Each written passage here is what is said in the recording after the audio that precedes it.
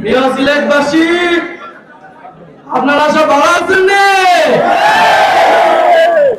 জাতীয় নাগরিক পার্টির উদ্যোগে জুলাই পদযাত্রায় আমরা আছি এখন সিলেটে।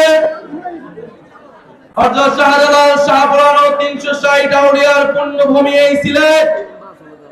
এই সিলেট থেকেই ইসলামের সম্প্রীতি এবং ইনসাফের বাণী সারা বাংলাদেশে প্রচারিত হয়েছিল।